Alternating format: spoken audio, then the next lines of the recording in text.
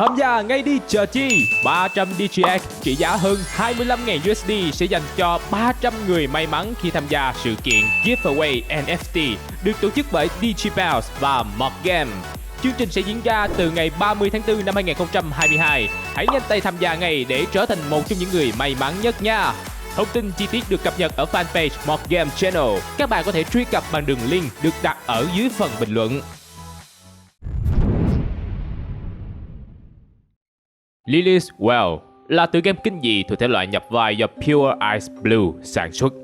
Sở hữu đồ họa như tranh tôi vẽ hồi đi học mẫu giáo. Nào, anh em bình tĩnh cất dao rửa mã tấu vô đi. Tôi đã nói xong hết đâu. Như ông bà ta đã nói từ ngàn xưa, xấu nhưng kết cấu nó hài hòa, bên ngoài đổ nát hoang sơ, ai ngờ đâu nội thất tiện nghi bất ngờ. Chính vì vậy nên dù sở hữu đồ họa như tranh sáp màu do mấy đứa trẻ con vẽ bậy, Lily's Well vẫn thu hút được sự chú ý của những người chơi yêu thích thể loại kinh dị. Với thời lượng chơi khá ngắn nhưng sở hữu đến tận 15 cái kết khác nhau. Câu chuyện trong Lily's Well xoay quanh việc cô bé Lily Tabachi tình cờ nghe thấy tiếng kêu cứu của một người vô danh nào đó vào nửa đêm ở dưới giếng. Nếu là người bình thường thì sẽ mặc kệ và đi ngủ cho yên thân. Nhưng không, Lily không phải là người bình thường mà là nhân vật chính, nên cô bé quyết định làm thử thách 6 ngày 6 đêm liên tục bệnh dây thừng để giải cứu người vô danh Gecko. Vậy chuyện gì đã xảy ra với Lily? Nếu lòng tốt cô bé đặt không đúng chỗ, anh em hãy cùng Mod tìm hiểu nha. Trước khi bắt đầu video, anh em đừng quên nhấn like, subscribe cũng như bật chuông thông báo để ủng hộ những video tiếp theo của Mod nha. Tiếng kêu cứu kỳ lạ từ dưới đáy giếng. Lily là một cô bé 9 tuổi sống cùng với cha trong một căn nhà khiêm tốn. Có vẻ như cha của Lily là một giáo sư chuyên ngành sinh học và vật lý, nên tối nay ông phải bỏ Lily ở nhà một mình để đi dạy học. Đương nhiên, để mình trông không giống người bố tồi vì bỏ con mới 9 tuổi ở nhà một mình vào ban đêm. Khi trời mưa tầm tã và khung cảnh xung quanh nhà chẳng khác gì mấy bộ phim kinh dị, cha của Lily đã nấu sẵn hot dog và nuôi phô mai làm bữa tối cho cô bé. Bữa tối rất ngon, nhưng nó có lẽ là bữa ăn cuối cùng của Lily trước khi thảm họa ập đến. Sau khi dùng bữa, cô bé lên giường, trùm chăn, mơ về những giấc mơ đẹp trong khi bố vắng nhà. Hoặc có lẽ là những cơn ác mộng. Nửa đêm, có tiếng kêu cứu phát ra giữa căn nhà vắng lặng. Lily choàng tỉnh và nhận ra thứ âm thanh ấy xuất phát từ cái giếng nằm trong vườn. Thứ gì đó ở dưới giếng đã cầu xin Lily hãy cứu nó. Và kỳ lạ là cô bé có thể nghe thấy thứ âm thanh rất nhỏ ấy dù bên ngoài trời đang mưa xối xả. Sợi dây thừng vốn quấn quanh guồng quay của giếng đã biến mất. Lily tự nhủ, có lẽ vì điều này nên người bị mắc kẹt bên dưới đã không thể nào trèo lên trên. Vì là một cô bé lương thiện nên Lily quyết định đi ra giếng cứu người hoặc thứ nào đó mắc kẹt trong giếng mà chẳng cần biết nó có nguy hiểm hay không. Để giải cứu thứ gì đó kẹt dưới giếng, Lily phải đi khắp nhà, thu thập tất cả những thứ có thể bệnh thành dây thừng để trèo xuống dưới giếng. Và câu chuyện trong Lily's Well chỉ đơn giản là hành trình tìm kiếm những sợi dây của cô bé. Cứ mỗi độ dài khác nhau, anh em sẽ nhận được những kết thúc khác nhau. Và khi liên kết lại, ta sẽ có được một câu chuyện hoàn chỉnh. Và để không dài dòng, thì thay vì tóm tắt quá trình tìm những sợi dây như thế nào, Mod sẽ đi thẳng đến các ending của trò chơi. Cứ mỗi khi mở một ending, thì thân phận của cô bé Lily sẽ được mở ra thêm một chút. Và chỉ khi nhận được true ending, ta mới biết chuyện gì đã thực sự xảy ra trong Lily's Well. Rope ending. Tùy vào độ dài của sợi dây. Kết thúc 1. Đừng nhìn lên. Có tên giống với bộ phim mới nhất của Leonardo DiCaprio, nhưng nội dung thì khác hoàn toàn. Cái kết này xảy ra khi Lily tìm được một thứ tốt để làm dây thừng, và cô bé quyết định dùng nó để leo xuống giếng. Tuy nhiên vì sợi dây quá ngắn nên cô bé phải dừng lại ở cuối đoạn dây. Không gian lúc này trở nên yên tĩnh. Lily nghe thấy tiếng ai đó thở phì phò trên miệng giếng. Cô bé nhìn lên, một người mặc áo choàng với đôi mắt đỏ ngầu đang nhìn chằm chằm cô bé. Hắn dùng kéo cắt đứt sợi dây thừng, làm Lily ngã xuống giếng. Thân thể cô bé đập mạnh xuống nền đất, gãy xương, chết ngay tại chỗ. Kết thúc thứ 2, trượt tay. Lily làm dây thừng từ 2 vật liệu tốt và dùng nó leo xuống giếng. Sợi dây lần này đã dài hơn nên Lily có thể đi được xa hơn. Tuy nhiên, cô bé vẫn chưa thể chạm đến đáy giếng. Không còn cách nào khác, Lily chỉ đành leo lên, nhưng vì trượt tay, cô bé đã ngã thẳng xuống giếng và nhận cái kết thương tâm như kết thúc đầu tiên. Kết thúc thứ 3, chết vì ánh sáng. Lily dùng 3 vật liệu tốt làm dây thừng và leo xuống giếng. Hiển nhiên là cô bé đi được xa hơn 2 ending trước. vì sợi dây đã dài hơn, nhưng sợi dây vẫn chưa đủ để xuống tới đáy giếng. Cô bé dừng lại ở đoạn cuối dây và nhìn thấy một cái đèn trên tường. Có lẽ vì tính trẻ con tò mò, Lily đã đưa tay muốn tháo cái đèn ra. Và rồi cô bé trượt ngã và nhận cái kết kinh hoàng như 2 lần trước. Cái kết thứ tư, chết đuối. Với sợi dây làm từ 4 vật liệu tốt, Lily trèo xuống giếng và nhìn thấy một đường ống ở cuối đoạn dây. Vì tò mò nên cô bé đã chui vào bên trong đường ống đó. Cuối đường ống sẽ dẫn đến một cái hồ lớn với rất nhiều mỏm đá nhô cao. Vì trời mưa nên mặt hồ xuất hiện những con sóng lớn. Chúng ập vào đường ống và cuốn trôi Lily. Đầu cô bé đặt vào mỏm đá trước khi bị dòng nước cuốn trôi. Tình trạng thi thể của Lily sau đó kinh khủng đến nỗi cha cô bé chẳng còn nhận ra đây là con của mình. Cái kết thứ 5, cha ơi. Lily trèo xuống giếng bằng sợi dây làm từ 5 món đồ chắc chắn và nhìn thấy cửa sổ ở cuối đoạn dây. Vì tò mò nên cô đã trèo vào trong. Căn phòng sau cửa sổ giống hệt với phòng ngủ của cô bé và Lily thấy cha mình đang ở đó. Cô bé kể với cha rằng cô nghe thấy có ai đó gặp rắc rối dưới giếng và muốn giúp đỡ. Thế nhưng người cha lập tức gạt phăng đi và nói đó chỉ là một giấc mơ. Ông lặp đi lặp lại rằng cô bé không được ra ngoài và không được đến gần giếng khi chưa có sự cho phép. Sự răn đe của người cha làm Lily hoảng sợ và vội vàng đồng ý. Sau khi dỗ cô bé ngủ, người cha đã dùng gối đè lên mặt cho đến khi Lily chết vì ngạt thở. Cái kết thứ 6, mắc kẹt. Lily đã dùng 6 món đồ để bệnh thành một sợi dây thừng chắc chắn và leo xuống đến một căn phòng kỳ lạ. Chính giữa căn phòng là cái hố lớn dẫn xuống sâu hơn. Xung quanh được bao vây với những tấm gương lớn. Cô bé đi đến góc bên phải căn phòng để kiểm tra và phát hiện một cái xác đang phân hủy với giòi bọ lúc nhúc. Lúc này ai đó đã lắp miệng giếng lại nên Lily không thể trở lên. Cô sẽ không chết ngay nhưng phải sống trong bóng tối cho đến khi bản thân trở thành bữa ăn tiếp theo cho đám giòi bọ trên cái xác kia. Cái kết thứ 7, Lily cho tôi máu của cô. Lily bệnh sợi dây dài từ 7 vật liệu tốt và leo xuống giếng. Lần này cô bé leo qua được cái giếng ở giữa căn phòng. Ở cuối đoạn dây, Lily thấy một khóm dây leo đang bò trên thành giếng. Vì tò mò, Lily đã nhảy lên đống dây leo ấy để leo xuống tiếp mà quên mất đã được cha dạy về sự nguy hiểm của loại dây leo lá tím này. Những sợi dây leo bám chặt lấy cơ thể và hút cạn máu của Lily để cô bé chết dần chết mòn và chẳng có ai có thể cứu được cả. Kết thúc thứ 8, căn phòng quái vật. Lần này, Lily bệnh dây từ 8 vật liệu tốt, leo qua được đám dây leo kia và nhìn thấy một đường ống ở cuối đoạn dây. Cô trèo vào bên trong đường ống nhưng lại vô tình rơi xuống một căn phòng đầy những con quái vật dị dạng. Thật kỳ lạ khi lũ quái vật ấy có hình dáng rất giống Lily, nhưng trông quái dị hơn. Cú ngã từ trên cao đã làm Lily bị gãy chân, thu hút sự chú ý của lũ quái vật. Chúng lao vào xâu xé cô bé, rồi chẳng ai còn nhìn thấy Lily nữa. Cái kết thứ 9, chạm đáy. Trong kết thúc này, Lily bệnh dây từ 9 vật liệu tốt. Dù chưa thể chạm đáy giếng, nhưng có thể nhìn thấy được cô đã cách đích đến rất gần. Lily tự nhủ sẽ trèo lên để tìm một thứ gì đó có thể nối dài sợi dây. Nhưng lúc này ai đó đã cắt sợi dây làm Lily rơi xuống. Cú ngã không khiến cho cô bé chết nhưng bị gãy chân. Vết thương khủng khiếp đến nỗi có thể thấy xương lộ ra ngoài. Lily hối hận vì đã không nghe lời cha. Cô bé gào lên trong đau đớn và hy vọng ai đó có thể nghe thấy tiếng hét rồi đến giải cứu. Nhưng chẳng ai cả. Lily sẽ mãi ngồi dưới giếng sâu cho đến khi trút hơi thở cuối cùng. Kết thúc thứ 10, vòng lặp. Trong kết thúc cuối cùng của nhóm Drop Ending, Lily sẽ thu thập đủ 10 vật liệu tốt để làm dây thừng và trèo được xuống dưới đáy giếng. Nhưng chẳng có ai ở đây cả. Lily chỉ nhìn thấy một xác người đang bị phân hủy và lũ giòi bọ lúc nhúc trên đống thịt hôi thối. Ngay sau đó, một người nào đấy đã cắt sợi dây và Lily không thể leo lên được nữa. Lily chẳng còn cách nào khác là đi vào cánh cửa và nhận ra nơi này kết nối với phòng nghiên cứu dưới lòng đất.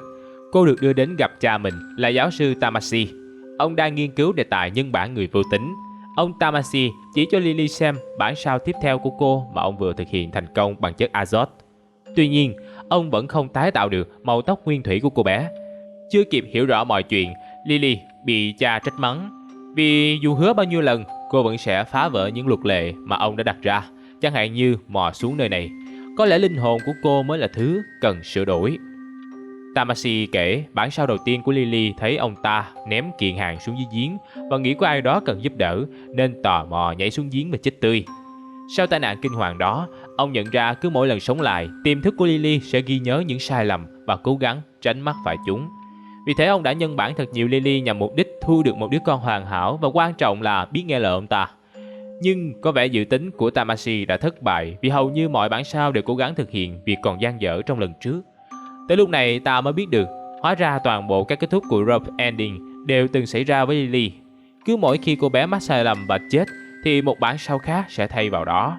Lily nhân bản này sẽ tiếp tục hành trình khám phá cái giếng và tránh đi vào những sai lầm cũ. Những con quái vật mà ta thấy ở ending thứ 8 thật ra chính là những sản phẩm nhân bản thất bại của Lily. Kể xong, Tamashii dùng súng bắn chết Lily với hy vọng rằng ở bản thể tiếp theo, cô sẽ nghe lời và không bén mảng đến gần cái giếng thêm một lần nào nữa. Hidden Ending, những cái chết bị ẩn giấu. Cái chết tệ hại. Kết thúc này được mở khi Lily dùng vật liệu kém chất lượng như thân cây nho hoặc giấy vệ sinh để bệnh dây thừng. Sợi dây bị đứt trong lúc Lily trèo xuống giếng, cô té chết và xác sẽ bị phân hủy, trở thành bữa ăn ngon miệng cho lũ dòi. Tai nạn. Trong kết thúc này, Lily chỉ đơn giản là lao ra ngoài đường và bị một chiếc xe lao đến tông chết ngay tại chỗ. Đừng cho động vật hoang dã ăn. Lily đi xung quanh vườn và cho một con quái vật mà cô không nhìn rõ hình dáng ăn. Một lúc sau Lily quay lại nơi đó, con quái vật sẽ xé xác cô bé và biến Lily trở thành món chính trong bữa tối của nó. Ume. Kết thúc này tương tự như căn phòng quái vật trong Rope Ending, nhưng thay vì đi tiếp để nhận cái chết bi thảm, Lily sẽ dùng đồ vật chặn quạt thông gió ở khúc quanh đầu tiên và chui qua đó. Bên kia là một căn phòng có treo bức tranh người phụ nữ mặc kimono với những ký hiệu bí ẩn được vẽ trên sàn. Khi Lily xem bức tranh, trò chơi sẽ bị lỗi, thông báo xóa file cài đặt hiện lên và trò chơi kết thúc tại đây. Nhiều game thủ nói rằng người phụ nữ trong bức tranh là Ume, nhân vật chính trong tựa game I Cannot Drown do chính Pure Ice Blue phát hành năm 2019. True Ending, thân thế thật sự của Lily. Ở True Ending, thay vì trèo xuống giếng, Lily nhân bản sẽ tìm thấy số điện thoại của Lily thật và gọi vào đó. Lily thật sẽ bắt máy và hứa sẽ đến để đưa Lily nhân bản đi. Trong lúc chờ đợi, bản sao sẽ nhớ lại hết tất cả những cái chết mà cô từng trải qua, bao gồm việc người cha dùng súng bắn chết cô ở ending vòng lặp. Một lúc sau, Lily thật đã đến trước cửa. Đây là một cô gái tuổi teen, ăn mặc theo phong cách khá nổi loạn, khác hẳn với cô bé Lily ngây thơ được nhân bản. Trước lúc rời đi, cả hai đã cùng nhau châm lửa đốt cháy căn nhà. Lily nhân bản thậm chí còn gửi một can dầu xuống giếng để ông Tamashii có thể chung vui. Căn nhà và tất cả mọi thứ bị thiêu rụi trong biển lửa. Lily thật ôm lấy cô bé nhân bản, trao cho cô một cái ôm ấm áp. Cả hai sau đó cùng rời khỏi ngôi nhà và câu chuyện trong Lily's Well cũng chấm dứt tại đây.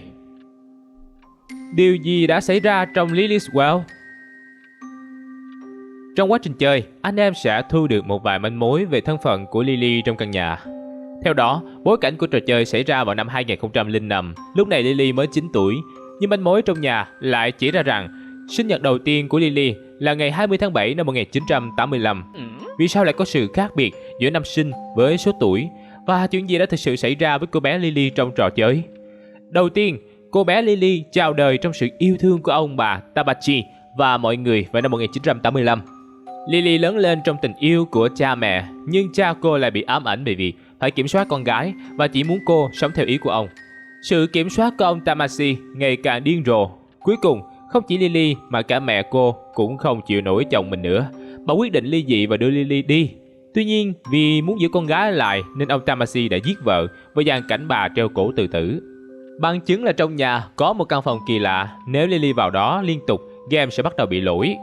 Màn hình bắt đầu hiển thị rất nhiều tin nhắn, đồ họa trở nên kỳ quặc và chúng ta sẽ nhìn thấy cảnh mẹ của Lily treo cổ ở đoạn cuối. Cảnh này chỉ có thể mở ngẫu nhiên khi Lily đi ra đi vào căn phòng ấy nhiều lần liên tục. Sau khi mẹ qua đời, Lily thật đã bỏ nhà đến sống với bạn của mình để thoát khỏi sự kiểm soát của người cha điên rồ. Ông Tamashii không chấp nhận điều đó, nên ông quyết định tạo ra một Lily nhân bản và nuôi dạy cô bé thành một đứa con gái hoàn hảo như ông hằng ao ước. Thông tin này không được đề cập trực tiếp trong trò chơi, nhưng bằng một cách nào đó ông Tamashii đã gia nhập một giáo phái thờ người phụ nữ tên Ume để học cách làm ra linh hồn nhân tạo của Lily và phương pháp nhân bản người vô tính. Vốn là một nhà khoa học tài giỏi nên không khó để ông ta tạo ra bản thể Lily đầu tiên. Tuy nhiên, Lily số 1 đã nhảy xuống giếng chết khi tình cờ thấy ông ta ném thùng hàng xuống giếng và nghĩ rằng có ai đó đang cần giúp đỡ.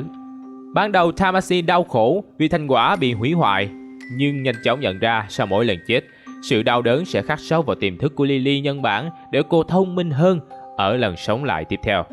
Vậy là Tamashii quyết định tạo ra thật nhiều bản thể của Lily và đưa cô vào kế hoạch nâng cấp người vô tính. Kế hoạch này đơn giản là ông ta sẽ đưa ra những quy tắc cho Lily và buộc cô bé làm theo nó. Mỗi khi Lily trái lời, Tamashii sẽ cho người giết cô bé và chuyển linh hồn Lily sang một cơ thể mới, lặp lại quá trình nuôi dạy lại từ đầu. Dù Lily không thể nhớ rõ mọi cái chết mà cô bé từng trải qua, nhưng linh hồn luôn mách bảo cô bé không được lặp lại hành động đó nếu không muốn nhận cái kết bi thảm. Vì Lily bất ngờ tỉnh giấc ở đầu trò chơi và nghe thấy tiếng người kêu cứu ở dưới giếng là do tiềm thức của cô nhớ lại những lần mình bị gãy xương, bị giết hoặc mắc kẹt dưới giếng và hy vọng có người đến cứu. Vì vậy, hành động tìm cách trèo xuống giếng không phải là vì muốn cứu người khác, mà vì Lily đang cố để cứu chính bản thân. Sau khi trải qua nhiều cái chết khác nhau, cuối cùng là bị cha mình bắn chết, Lily đã nhớ được tất cả mọi chuyện, kể cả số điện thoại của Lily thật. Cô bé đã gọi điện và hy vọng cô gái ấy có thể đến cứu mình.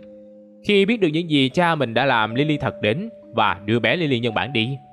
Cả hai đã châm lửa thiêu rụi căn nhà và phòng nghiên cứu để ông Tamashii không thể tiếp tục làm những chuyện điên rồ này nữa. Nhìn căn nhà mình từng sống bị thiêu rụi, Lily nhân bản nói cô rất yêu cha, nhưng không hiểu tại sao dù cố gắng thế nào thì Tamashii cũng xem cô là một đứa trẻ hư. Câu chuyện khép lại với việc Lily thật đưa bé Lily nhân bản rời khỏi nơi đáng sợ này. Cả hai cùng thưởng thức một dĩa bánh pancake ngon lành. Lily nhân bản còn quá nhỏ để nhận thức được việc kẻ cô gọi là cha gây ra những việc tồi tệ đến mức nào. Nhưng cũng chưa quá muộn để cô bé có thể tìm kiếm được cuộc sống hạnh phúc cho riêng mình. Kết. Sở hữu đồ họa 2D không được trau chuốt nếu không muốn nói là quá xấu so với nhiều tựa game kinh dị khác. Thế nhưng cốt truyện và lối chơi trong Lily's Well lại được đầu tư vô cùng chất lượng và có chiều sâu. Gameplay của trò chơi vô cùng đơn giản, không hề có những cảnh rượt đuổi gay cấn chống lại quái vật, nhưng có thể mang đến cho người chơi cảm giác lạnh gáy khi chứng kiến Lily chết hết lần này đến lần khác. Nếu ở trong những trò chơi khác, anh em phải cố gắng giữ cho nhân vật của mình chết ít nhất có thể, thì trong Lily's Well, True Ending sẽ chỉ mở ra khi Lily đã chết đủ 10 lần trong Rough Ending. Câu chuyện trong Lily's Well cũng không quá khó hiểu hay đánh đố người chơi, nhưng rõ ràng nó lại mang một thông điệp quan trọng về cách yêu thương của các bậc cha mẹ đối với con cái. Yêu đến mức kiểm soát con như nô lệ, theo kiểu của ông Tamashii làm, thì sớm hay muộn đứa con cũng sẽ bị chính cha mẹ hại chết như cách mà trò chơi ẩn dụ mà thôi. Và đó cũng là những nội dung cuối cùng mà Mọt muốn bàn luận về tựa game Lily's Well. Để đánh giá thì Mọt sẽ cho tựa game này 4,5 trên 5 sao vì sự thú vị của nó. Còn anh em thì sao? Nếu thấy hay thì hãy để lại bình luận cho Mọt biết. Và đừng quên đón chờ những video mới của Mọt vào lúc 12 giờ trưa, thứ 3, 5, 7, Chủ nhật hàng tuần. Xin chào và hẹn gặp lại các anh em ở những video sau. Bye bye.